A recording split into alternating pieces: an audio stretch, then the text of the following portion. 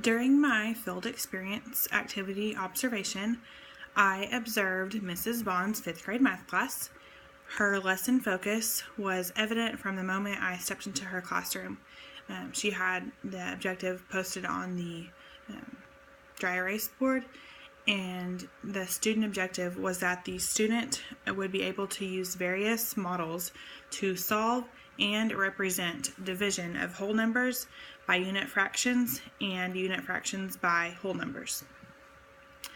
It was clear that the students were aware of her classroom expectations. When the students entered the classroom, they knew to retrieve their iPads, find their seat, and immediately begin working independently on their problem of the day. The problem of the day, when I observed, read, Sue has half a gallon of milk to share evenly among 4 people. How much milk in gallons should she give each person?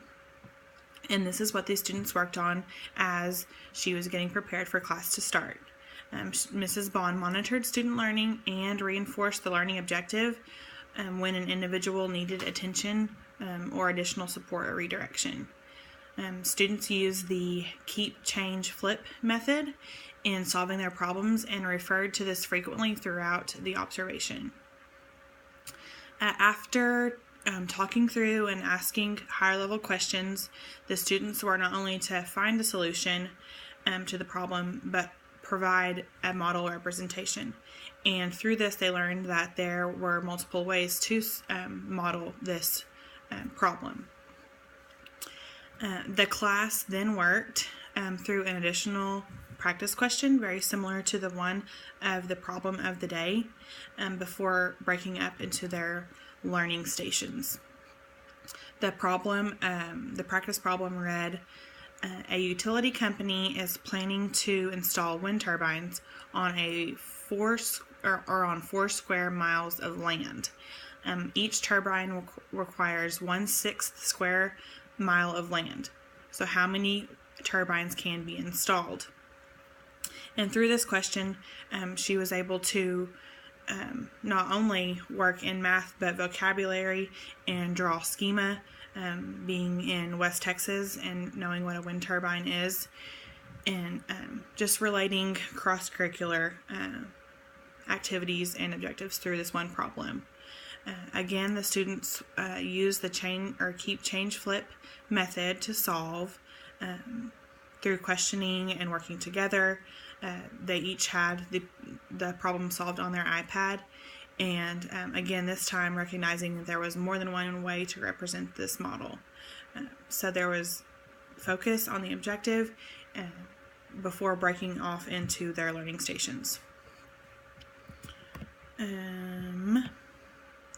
At the teacher-facilitated learning station, Mrs. Bond used individual math cards to differentiate instruction. Each child was given a card based on their level of understanding of the concept.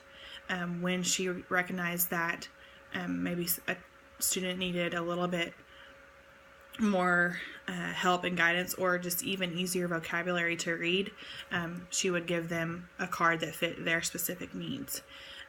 The students were able to work at their pace, and no student was never not engaged. Again, incorporating technology, the students were able to check their answers if she was not working directly with them on a QR code, and this was the same at lots of the learning stations that she was not facilitating. They were able to immediately get feedback from either a QR code using technology or their peers at the learning station. Mrs. Bond worked with different students in the group and monitored their mathematical processes and would ask them questions to get them to where they needed to go versus telling them. These students were able to work again at their own pace, and the environment was very inviting. Students were not afraid to try or make mistakes. It very much was inviting to student achievement and learning. Mrs. Bond did not waste any instructional time. This is something that she did very well. Her students were engaged from the start with the problem of the day. With today's standards, instructional time is something all teachers value. Trying to meet all of the students' needs and cover all standards in depth in 180 days is not as easy as it seems. Seeing that Mrs. Bond has established a routine to get students engaged in the learning within the first 5 minutes of class is something that I think she does very well. It made me think about the potential of student success if every class were able to start their day or class period with a similar instructional method, getting students engaged and in the learning from the very, very beginning. One aspect of the lesson I might change or refine would be allowing for more collaboration within the table team of students, so at their seats, before breaking off into the learning stations. Students collaborated and asked questions and peer tutored and monitored at their learning stations, but incorporating opportunities for pair sharing during the problem of the day or the practice, the whole group practice could be really highly effective, where it's difficult for one teacher to get to 24 different students within the time frame of one question or one problem.